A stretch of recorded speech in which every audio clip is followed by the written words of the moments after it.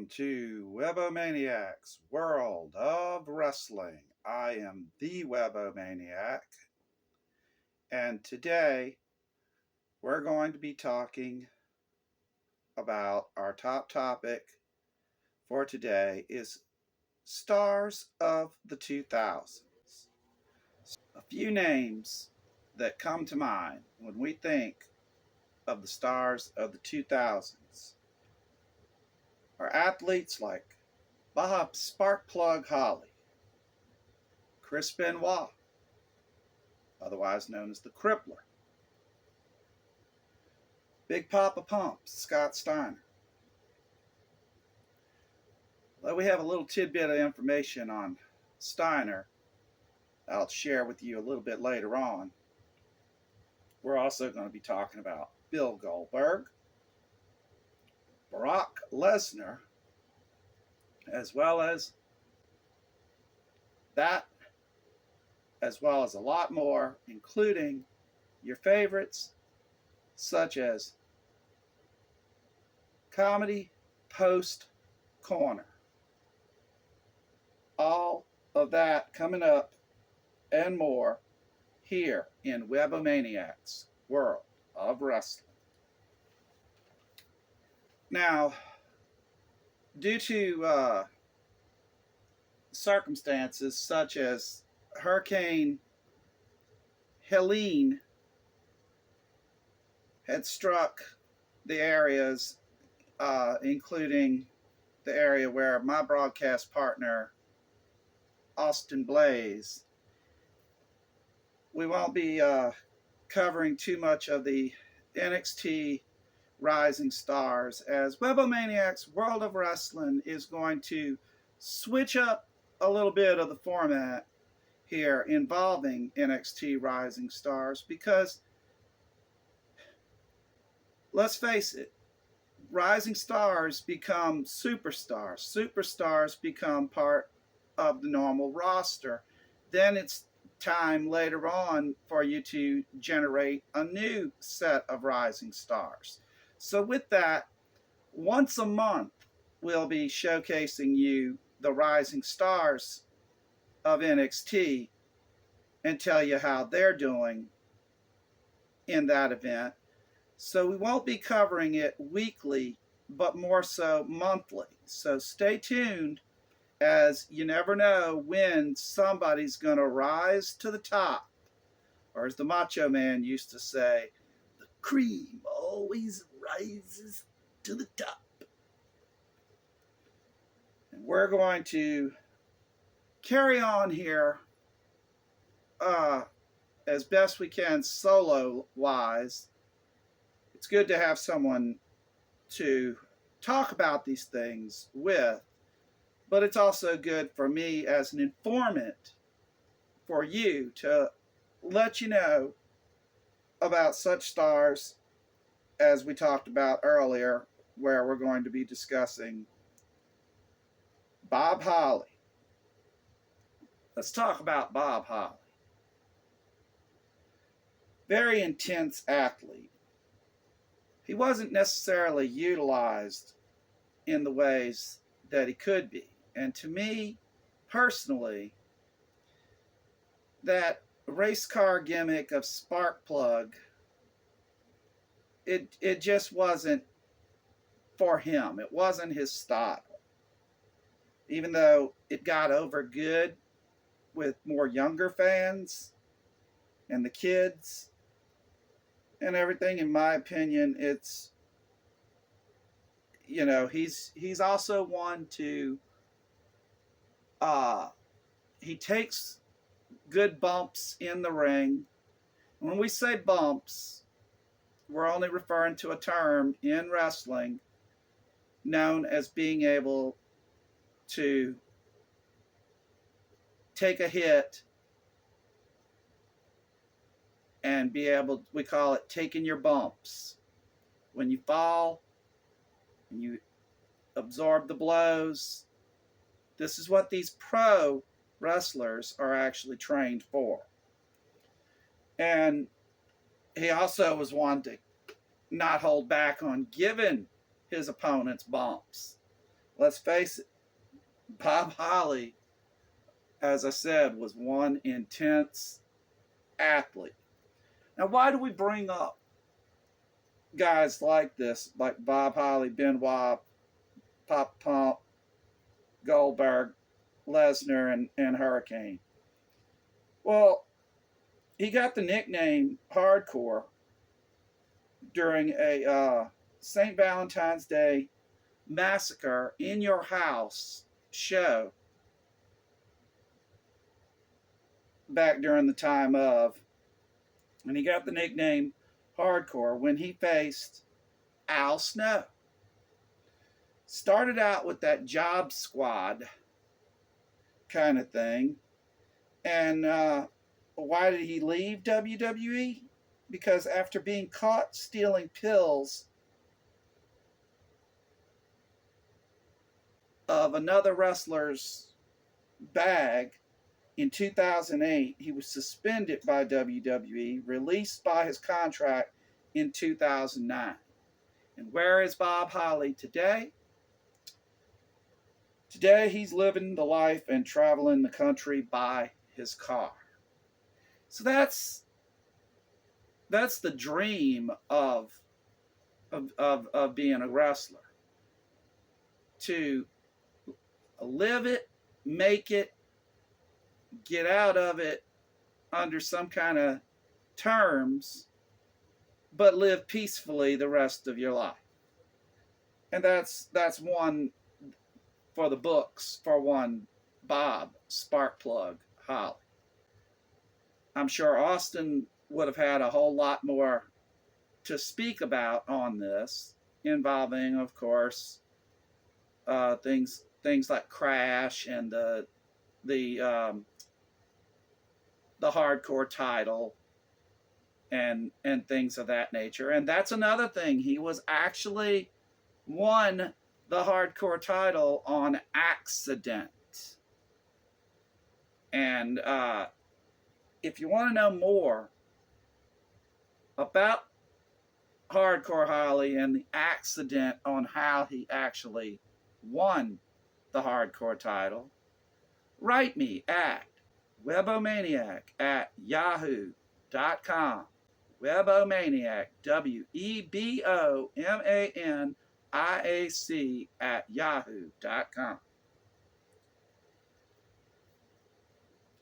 Now, Austin gave me these lists of names to look up for the years of 2000s involving the wrestlers. Well, a guy like Scott Steiner, whose real name is Rech Steiner, that's R-E-C-H, folks, R-E-C-H. Kind of odd that he went with Rech. So it could have been Rech and Rick, the R and R, the R&R Brothers, or something like that. I mean, we already had Rock and Roll Express back during the time of and everything, but these guys, his real name, Rech Steiner, as he started wrestling in 1986. Now, how does that qualify, you might say, for the year of 2000? He didn't really become anything WWE wise.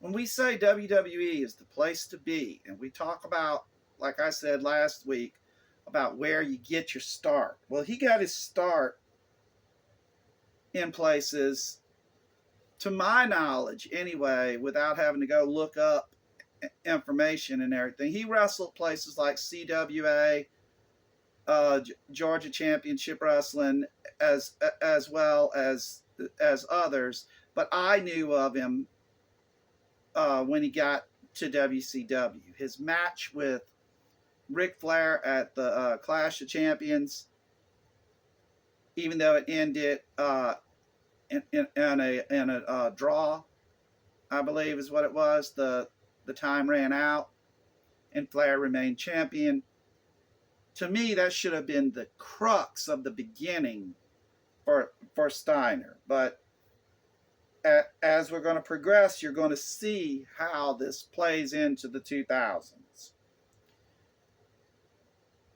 Well, he debuted in WCW in about 1989, okay, in the Chi-Town Rumble. And he lost the NWA World TV title to none other than the father of one Bray Wyatt, Mike Rotunda, IRS. And as for the 2000s go, he had already achieved many decorated titles. And as the WWE wasn't until 1992 to 1994. So it's like right on the cusp of the 2000s. But Steiner, in just the build and the demeanor and the attitude, some would even say steroids. I don't know why that goes to be the case when you're talking about people who have a passion for what it is they do. Maybe yes, maybe no. The same ones that want to say steroids would love to turn around and tell you wrestling's fake. To the points of yes and no. As I've outlined on this program several times before, wrestling is a staged performance art. We must never lose sight as fans, as it allows us our escape.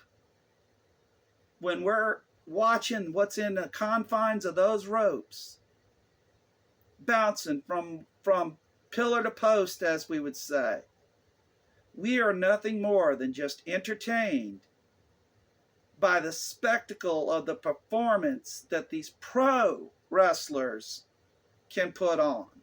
And I emphasize pro because it takes more than years to hone and perfect your craft. Just as anybody who's a wood carver doesn't come out with the best wood carving until they've thrown away a few pieces of wood before realizing they got it right. So you have to hone your craft. And that's what Scott Steiner did, as I'm going to keep telling you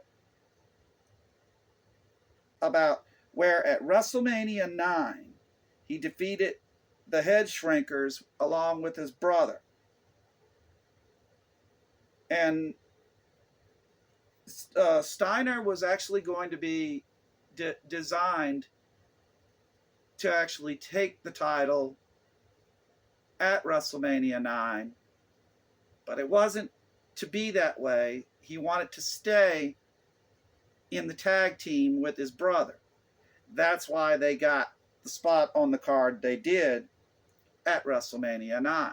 Some may not know that, but he was actually scheduled, believe it or not, it was going to be he, not Hulk Hogan, to have taken that title by besting one Yokozuna.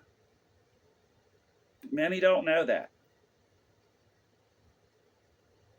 And as far as the source of where it came from, will remain anonymous. You can check your sources, come back on me, tell me I'm wrong. If I'm wrong, I'm wrong. But you know what? I'm a fan. I'm a WeboManiac, and this is WeboManiacs World of Wrestling. Catch us when you can. Well, Steiner, he got married on June 7th of 2000. So his 2000 really began when he said, I do. He has 2 children, and his nephew recently lost the Intercontinental title. We'll tell you about that in updates coming up as one Jey Uso. Congratulations to the one that Jey Uso beat one Braun Breaker, the son of one Rick Steiner, the dog-faced gremlin himself. So we'll be talking more about that, but I just want to get back to talking to you about Rick Steiner, aka Scott Steiner, the big booty daddy, Big Papa Pump, and whatever else nicknames he came up with for himself.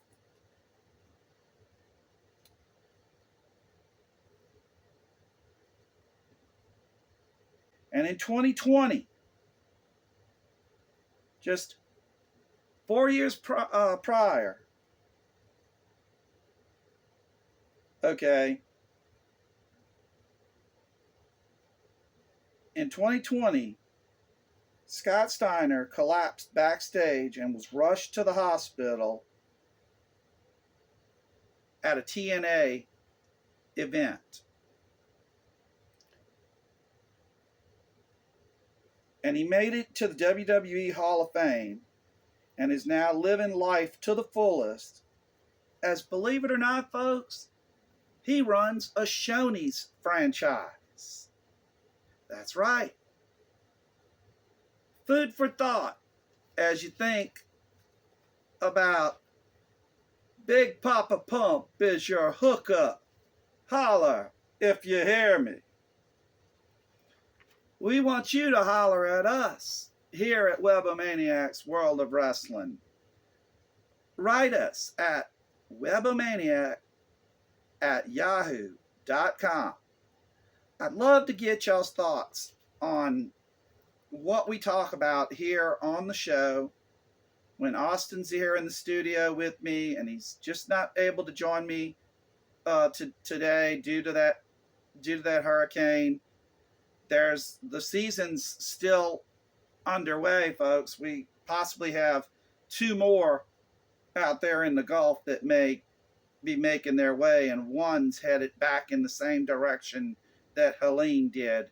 So I pray for all those people within that storm's path, and please hunker down and be safe.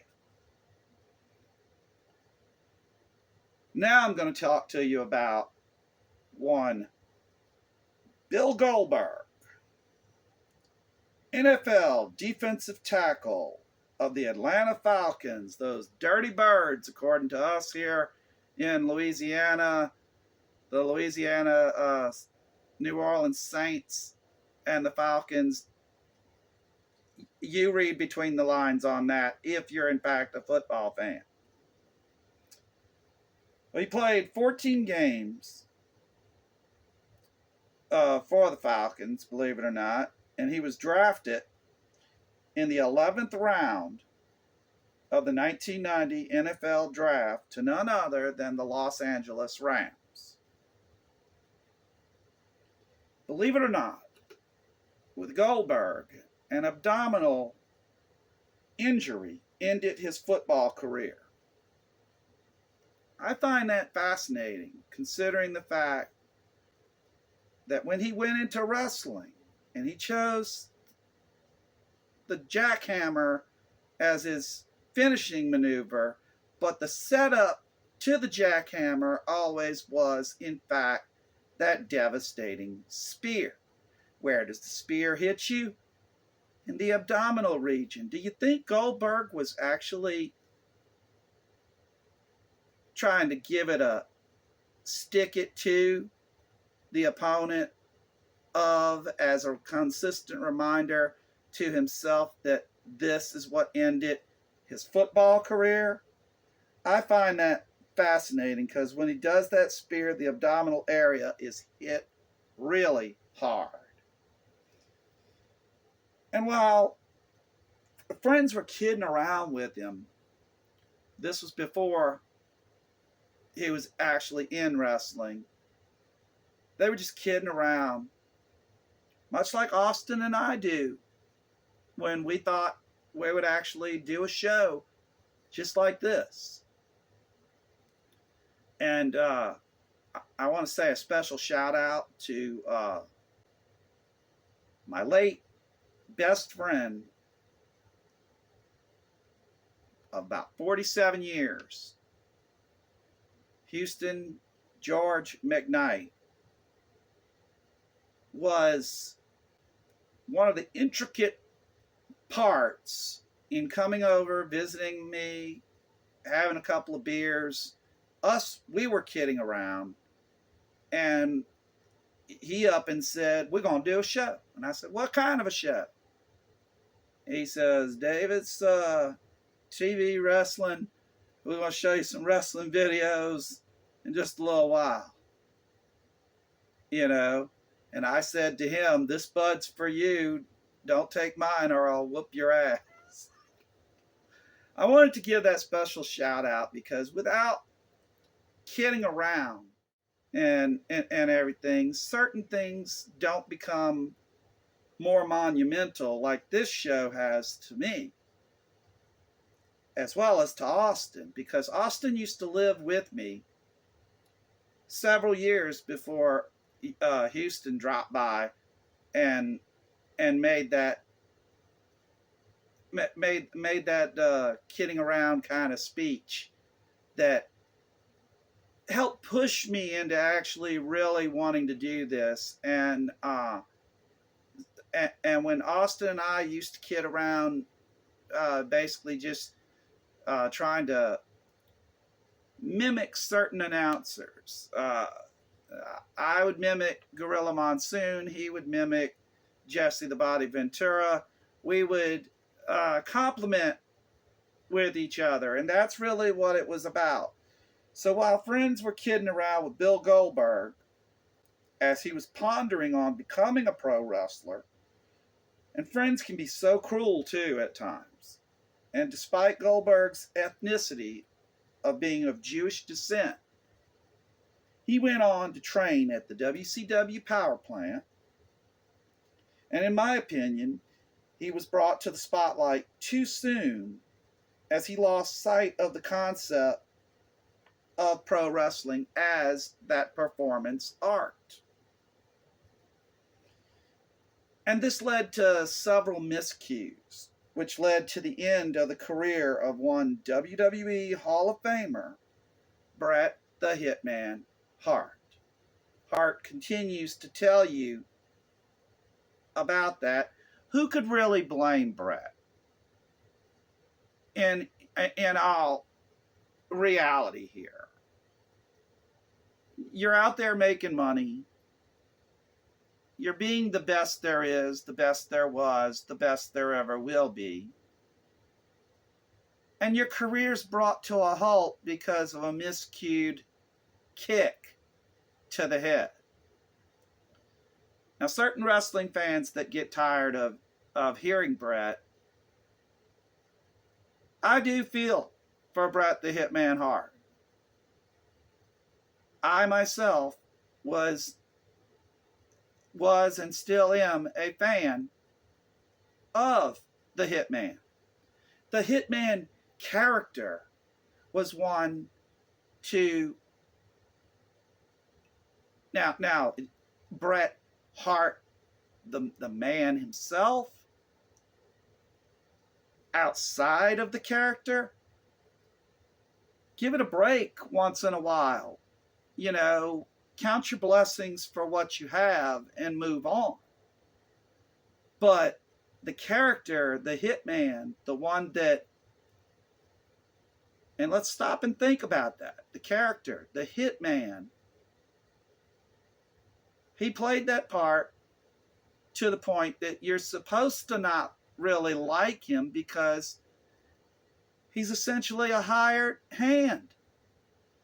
And really, when they did the Hart Foundation, I really didn't see that as more along a hired hand. It was more of a, I wouldn't even call it a faction, because you had Jimmy Hart, who the only ways that he could play that helped anything would be cause a distraction and toss a foreign object into the ring, such as the megaphone.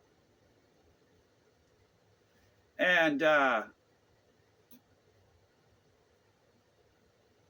the highlight for Goldberg was his winning streak. I don't have the exact number. I think it was like 173 and 0 before the NWO, Scott Hall, Kevin Nash with that taser. And to me, he was on a winning streak. To me, the ones that he was facing, as he would get higher and higher, I guess that's how they kept keeping him in that spotlight, knowing that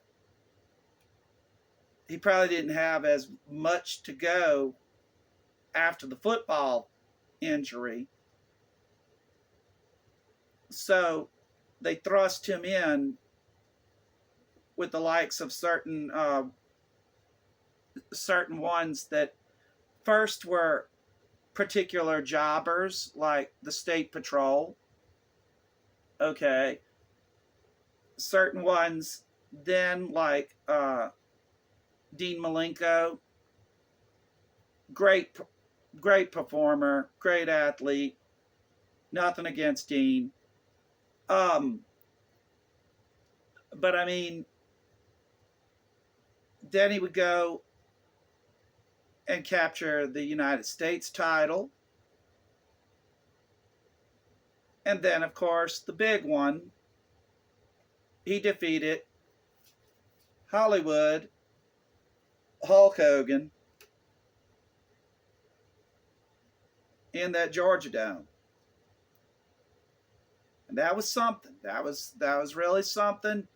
And believe it or not, when it happened, I gasped for actually a relief, because I really felt it was time that my hero, Hulk, actually go ahead and try to hang it up. But that wasn't to be the case.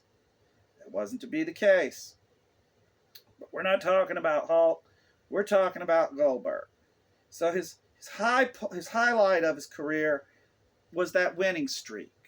Kind of the same way as The Undertaker, if you think about it. And that's probably where certain aspects of The Undertaker wanting to do this streak carried on. No way did he go 173, because we ain't been through but 40 WrestleManias. Okay? And The Undertaker only works one day a year. Let's remember that. He didn't go the 173 like Goldberg. His streak was stopped at 21-1, and Brock Lesnar, of course, was that 1 in 21. We'll talk about Brock on the other side of this break. You're listening to WeboManiacs World of Wrestling. Hey, all you stay-at-home parents and entrepreneurs out there, if you're thinking about starting your own online business, whether it's a service, e-commerce, or any kind of business, head over to levelingupwithg.com.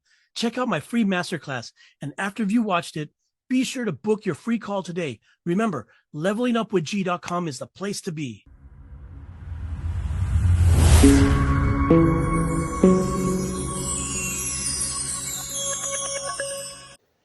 But I want to say and finish up with Goldberg is the highlight was his streak.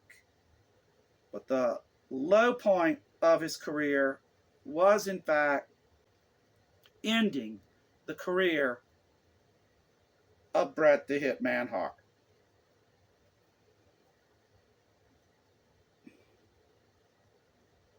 So the low point was also in Crown Jewel, in being knocked out by The Undertaker. You see the comparisons, how I bring that strung together? Streak of Goldberg inspired by streak of Undertaker, who was already on a roll at that point, and time, and then you have the lowest point of this athlete, Bill Goldberg's career, end against none other than the dead man himself at Crown Jewel, being knocked out and essentially a little concussed, if I'm not mistaken here. But other ones that we want to talk about, as we said here, is guys like, let's go right on in and tell you about Lesnar. You know, Lesnar was one that started in the 2000s. You know, NAACP, not NWA, NAACP champion, and all around specimen just to behold. And if I want to throw in any more involving Hulk, when Hulk faced Brock Lesnar, the blood of Hulkamania was squeezed out of Hulk by Lesnar. It was, again, more of a reason for me to say for him to hang it up. Count your blessings. Be happy you said all those prayers, took all those vitamins, you know, and continue to do the training, obviously, as we'd say here. But Lesnar was a different animal. Lesnar in himself, he did indeed accomplish that, as well as multiple national as well as world titles. So let's not get it twisted. He wasn't as green as somebody as a Goldberg. And he was utilized actually perfectly in the ways that superstars need to be utilized, so that you could have more of a like a boxing fight feel to what you would be seeing going on in the ring. But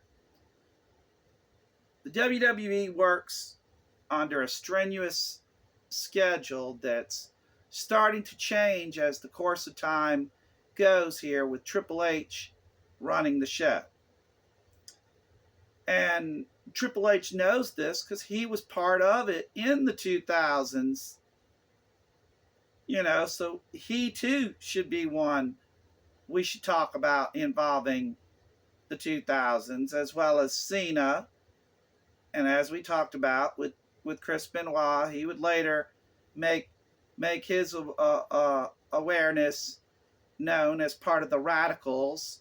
Him, Eddie Guerrero, Dean Malenko, all of them. But Lesnar,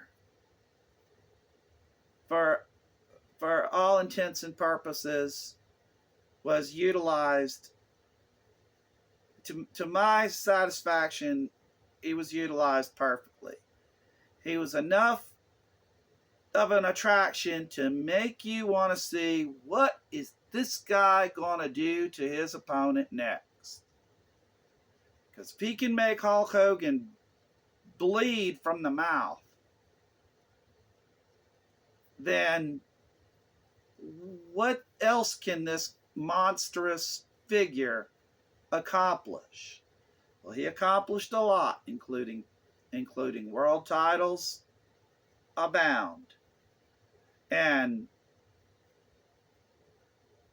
it never really matters when we talk about how many titles someone holds or something. It's that much more of an impact of what they made in their performance of. The believability of what you saw when you saw Lesnar was more believable in the fact of the damage that he was doing to his opponents. Simple maneuvers as German suplexes. Suplex City, bitch, as he would say.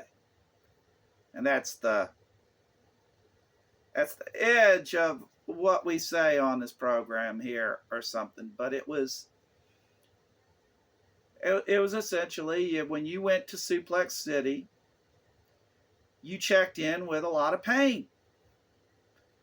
And that's how your hotel stay was anytime you got into the ring with the likes of the Beast, Incarnate, Brock, Lesnar.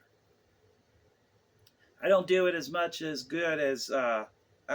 good justice as one Paul Heyman can tell you, but close enough. Close enough. I used to kid around with my friends and family and stuff, and Brock, if you're watching this, no, this is not directed as any kind of an insult. It was more along the lines of teasing Paul Heyman when we would actually say Brock and then say Lee, because we were thinking of something like a Bruce Lee kind of impactful thing. And I would tease and say every time Heyman would go Brock, I would turn around and say Lee.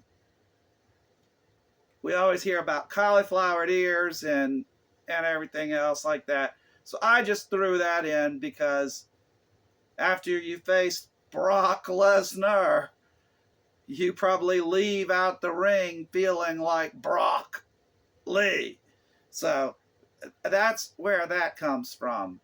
And that's the extent of what I'm going to ever say on a joking basis involving that guy, because I don't want that to happen to me. Because the believability is there, folks. He will do this kind of damage to you. Okay? He will hospitalize you. Okay? And I mean, as far as him being the one to end the streak, and everybody was just ever so flabbergasted in the Superdome. Yeah, the Superdome, not the Silver Dome, Hulk. You know, I love teasing. I love understanding. You know, I love people love to think that you know, oh, I'm just going to keep on yapping about telling you how great Hulk is, but you can tease your characters, you know, as well, or something. That's what being a good fan is all about. And a lot of times, superstars, when they're not allowed to touch the fans, and fans aren't allowed to touch the superstars, but when those lines get crossed, all bets off. What I've noticed, and I wanted to bring this up as a possible next top topic, is fans that look to push the envelope. And we're going to talk about that next week. Fans that love to push the envelope in what they can do. And when they jump that guard, wrestlers turn into security, which thus turn into realism, not performance. And those guys can really hurt somebody. And if you're out there, don't jump that rail. We'll talk about that next week on WeboManiacs, World of Wrestling. Stay tuned for Comedy Corner Post Comedy here in WeboManiacs, World of Wrestling. See you next week, folks. Wrestlers be like I sense shoes on the mat. It is my sworn duty to stand in front of any cameras filming this match. New bag of ice, me. When hoes be like, how am I a hoe? I be like, but teacher, Randy was talking too. My hilarious dad jokes, my ungrateful family. Feed me more. Bill, eat a Snickers. Why? Because you're not you when you're hungry. Better? Better. When someone watches me try to drill a new technique, look away. Wrestlers, start 'em young. I am your father, brother. How normal people play musical chairs. How the Shield plays musical chairs. How it feels when you sneeze after training your abs too hard yesterday. When your friend has a cool looking championship belt, but yours low key looks like fruit roll up.